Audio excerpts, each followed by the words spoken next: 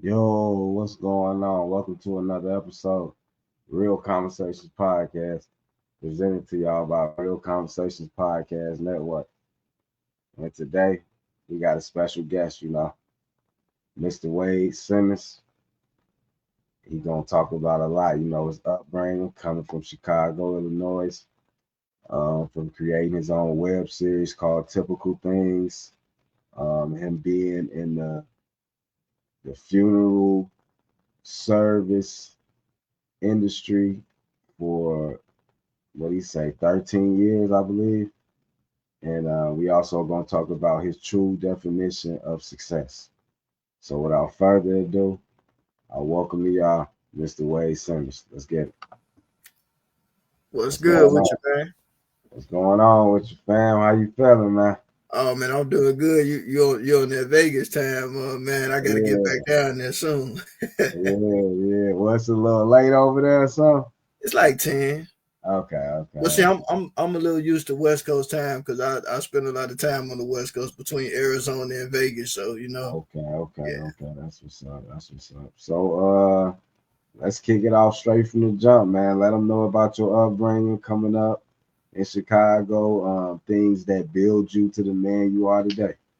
All right. Well, again, so I'm Wade Simmons, born and raised in Chicago, raised between the West Side of Chicago and the South Side and the South suburbs. So I got the best of both worlds because I lived on the West Side, went to school on the West Side, went to church on the South Side, and then turned around on the weekends, spent the weekends in the South suburbs. So, Chicago is a pretty big area, man, and a lot of cool people, man. Growing up on the West Side, it was a little different, you know a little rough in some areas, but man, a lot of cool people, man. Had a lot of fun memories growing up with some of the people I went to elementary school with. It's pretty cool, man. Okay, that's what's up, man. See, I'm from originally I'm from Gary, Indiana, so I'm not that Okay. far away from Oh man, Chicago. man, you just right next door, man. Yeah, so I just want you to break down to the people, like explain to them like how you actually had a childhood and you came up in the quote unquote normal environment, because the rest of the world thinks soon as you hop off the plane, you dodging gunshots and shit like Yeah. that. So, Oh man, well, I'm gonna be real with you, man. Chicago really is a beautiful place. I mean, of course, you got the rough areas, but for the most part, like it's a pretty beautiful city, man. It's a lot to do. And like I said, growing up on the west side, man, it was a little different because I remember years ago, like we used to go to this corner store and it was right across the street from the school called Jensen that I went to.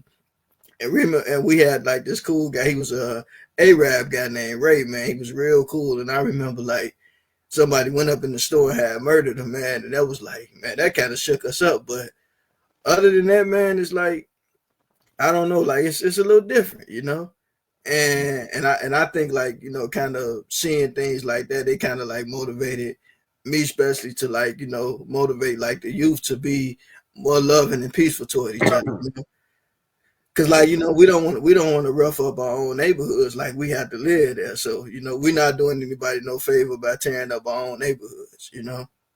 Right. I just wanted to let the people know like a perspective of community gathering, community love within Chicago, because everybody feel like everybody's so heartless and things like that. I just want people to know like it is people with a heart and people that don't like how they city out is being represented. So Yeah, I man. Because like I mean, like real talk, because and then too, like as we already talked about earlier, that I've been in the funeral business for almost 15 years, and like oh my God, the stuff that that we see, and it just make you have a heart because, like, to be real, like we understand that, like it's a temporary journey, but to see like 15-year-olds and 6-year-olds and 20-year-olds, like go do the gun violence, man, it's kind of heartbreaking, man. Like last year, two of my good high school buddies, they got a chance to help me with my removal business, and we were picking up like young people, man. And it's like, man, it kind of shake you up a little bit. for sure. So like you speaking on being in the funeral business for what you say over 13 years, break it Yeah. down on how on how you got your start and what made you like even interested in that career path. So believe it or not, it was on the west side of Chicago. I remember I was in seventh grade, and I remember I used to talk about like wanting to be a mortician a lot. And it was this young man named Terrence Matthews. We was like seventh grade. He's like, "What you gonna be, a funeral director or something?" And I'm like, "Yeah, that's what I want to do." So like as a child, I always knew what I wanted to do. So Right. like when I got to high school, my teacher, Miss Anderson, it was my senior year. She had called Spencer Lee Jr. And I don't know if you heard of Leak and Son. If you from Gary, you probably heard of Leak and Sons Funeral Home in Chicago. But Golly. yeah, she called Spencer Lee Jr. And he told me like show up in the gold tie, put on the white shirt, show up in the black suit. So I started right then, and so man, I was doing it in high school. So that's kind of how I got my start. And then once I graduated high school, I ended up taking some college courses. Then I finally went to mortuary school. It was kind of rough, but I got through it by the grace of God, and man. And finally, just like early on last year, I finally had got my intern license, so I can legitly now do more stuff than I was doing. Okay, man. So it seemed like you done had a long, long journey in that It was damn. very low. Like some people get it done a little quicker than I did, but it was hard. I ain't gonna lie to you, man. It was so hard. Like a couple of times, I thought about just walking away from it, but I don't know. I feel like when you meant to do something, it's like God always make a way and things work out. And so like I end up finally getting a license for it. So I started like picking up transferring loved ones from the place of death to the funeral home. And like, man, you see a lot of stuff, man. Like, oh my God, like it's stuff will blow your mind, man. Real talk. Yeah, man. And like, do you believe like you being in the funeral business? Do you believe like you doing a good deed, like a godly deed by being in your industry? Do you feel like what you doing is a you know uh so like impactful to the community? Well, I don't know if I would say like it's a godly thing, but I do think that it's something that's needed. And I do think that there are people in the business that really care about the community because being in the funeral business, like of course, you are in business, but it's like you're not wishing it on nobody.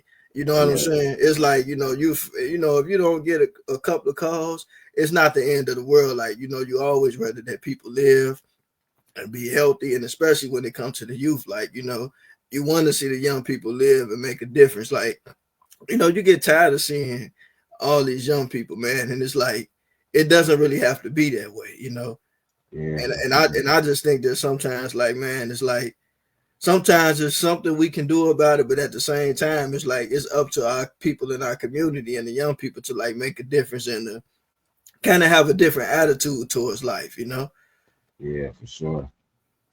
Okay, so on the next subject, let's break down how you came up with the web series, typical things, how long y'all been shooting the web series, what's really the overall message and the funding behind it. Okay, so that's a good question. So how that actually came about, man, real talk. I was in mortuary school and I was sitting in the back of the class and I'm like, you know what? I want to do a web series about a young man that was going to be a mortician and he was trying to pursue this girl that like was wasting time. And so like in the end, it was like basically gonna be about how like people have different perspectives. Like it's some people that know what they want out of life, and then there's some people that just go along until they figure it out.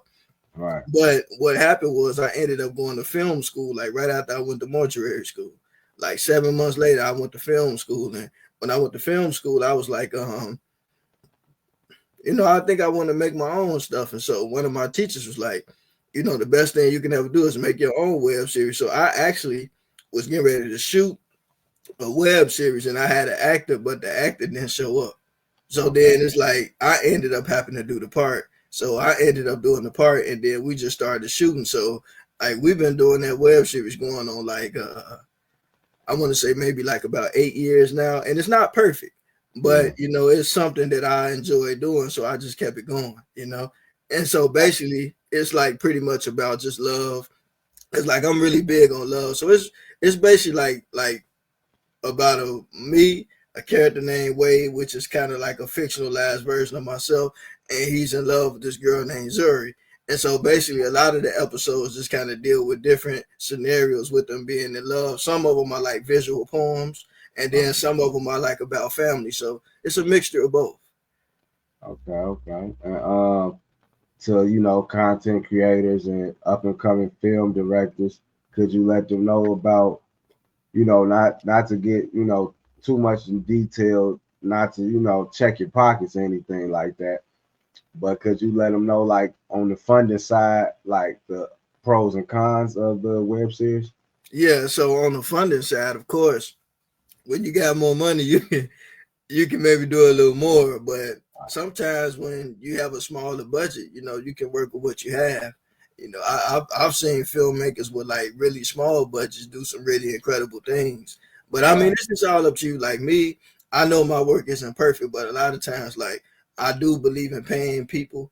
I know sometimes some people like they feel like, well, if people just starting out, I'm not gonna pay them. But to me, I mean, I feel like it may be my hobby, but it's still people time. And so me, I try to make sure that I do compensate people for their time. Okay, cool. I mean, I appreciate you breaking that down because a lot of people like myself want to create web series and short films and things of that nature, but sometimes we might not know a direct connect that we can actually get advice from, Oh especially yeah, that look like us. yeah. And I think for us, right, like, we're very creative people, man. And it's like, that's not to take anything from anybody else, but like, we have a lot of tools, but sometimes you just have to work with what you have. Like sometimes if you don't have the best camera, you just you try to make something work until you can make it happen. So to me, I'll be like, don't let your limitations stop you because you got to start somewhere. You know. For sure, for sure. So, can you break down this clip we finna play? You sent me. I guess it's a sneak peek of the web series or a little. Oh yeah, I can break it down. So basically, it's like sometimes I do little snippets. Like it's nothing major, but it was like basically how like I was just coming from the aspect of what if like you call somebody right and they have a bad attitude. What if you can click an emoji and it change their attitude? Okay. So, I'm gonna take us off the screen real quick, and I'm gonna play the clip.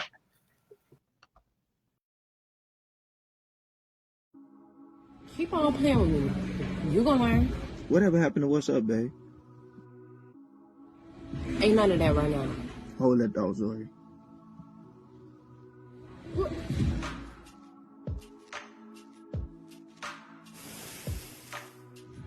Hey, I'm so sorry.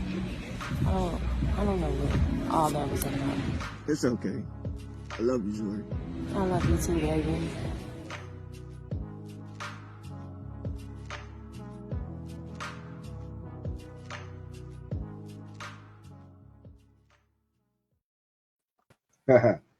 Yeah, that was cool little clip, man. I like that. At first, when I first seen it, I didn't really understand it. Not since you broke it down, I'm like, oh, okay, that's Yeah, where. real talk. Sometimes you got to reset the mood when you deal with people, man. Like dealing with people is not always an easy thing. Trust me. Sure, for sure. So, like, okay, we pretty much broke everything down from a lot of, from your upbringing to all the way now, the funeral business, web series. So, let's get to the nitty gritty. Let's get into your true definition of success. So my true definition of success is more about personal achievement, and I'm gonna tell you why I say that because a lot of people look at success like commercial success, like the money, the fame.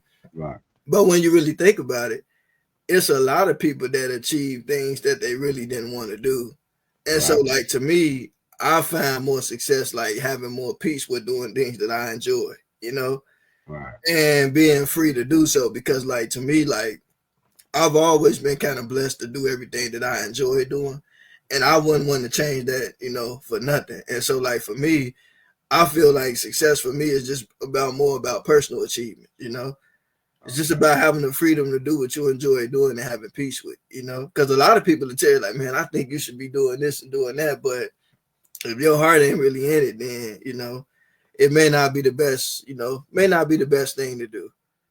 I feel you, man. I agree with you 100%. Like, I feel like in our communities where we come from, a lot of people will make you feel a certain way if you don't do things they feel like you should do in your life.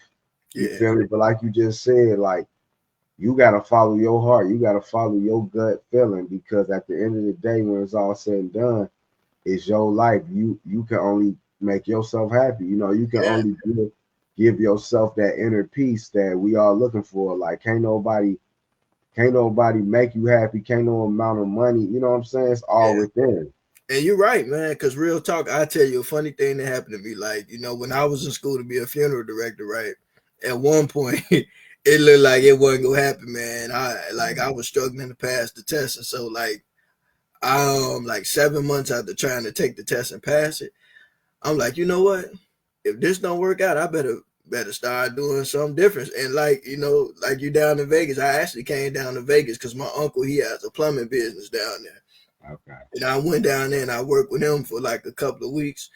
And I'm like, you know, my grandfather was a master plumber. My uncle's a great plumber, but this ain't really me. So I'm like, I better find something else. So like, I'm like, you know what? Why don't I go to film school? So I ended up going to film school. And right when I went to film school, I passed the funeral director part of the test.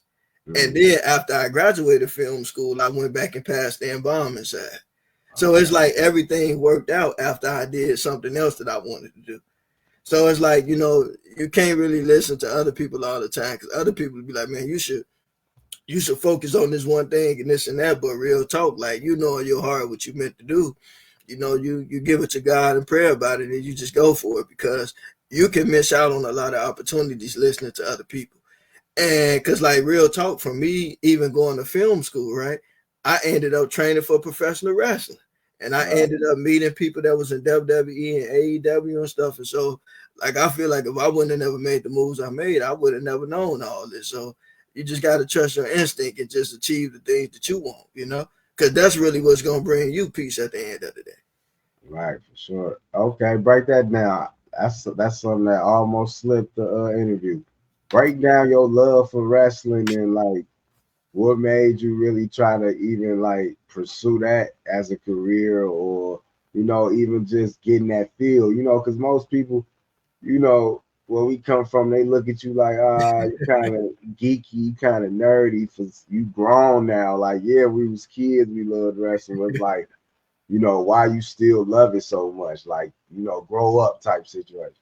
Well, I actually wrestled in high school freshman year, but I quit the team. Then I wrestled senior year and I finished the whole season. But man, I didn't know that I was going to get into wrestling. What ended up happening was I found out there was a professional trainer by the name of Steve Bonds. He trains at this place called CSW, and he trains some of the people that's like in AEW now, like Sky Blue, Axel Rico, some of the other people. And so I'm like, you know what? I want to make a documentary about this. So I went to go make a documentary, and I went and I met all the wrestlers. And he like, wait, when are you gonna start training? I said, I guess I'll start next week. So me and my boy Jalen, we just started training for it, and we hung around for about 2 years, man, because like we did it as a hobby. We were trying to do all that extra stuff. We just did it to have a little fun with it. And it was some people like, man, you doing this, you filmmaking, like what is, you ain't no wrestler, what's going? And I'm like, no, man, life is full of adventure, man. You gotta make it count, man. Right. YOLO, huh? For sure. All right, so like before we close it out, man, let the people know some inspirational to keep them going when they, whatever field they choose to pursue. Like, let people know like a reason to keep going when the times, when the chips is down, and they feel like, they might not see a future in it, or people telling them don't do it, or it might not work out. Like, what would be some of your advice to the next Wade Simmons, I would say trust your instincts. Pray, talk to God about it, but also trust your instincts, because you know what you want to do. And sometimes when you know what you want to do and you ignore it, like half of the time you're gonna end up doing it anyway. So, don't hold yourself back from what you meant to do, because at the end of the day, that's to benefit you. And if you just, fall for mediocre, being mediocre, then and not pursuing the thing that you're really passionate about, then it's like, sometimes you can even make yourself sick like that, to be honest. Being unhappy and all this stuff. So, choose things that you really enjoy doing, because it really make a difference. And don't be afraid to fail, because everybody have failure and setbacks. But if you keep going, you can achieve a whole lot of stuff. And like, when I say achieve, it's not always about money.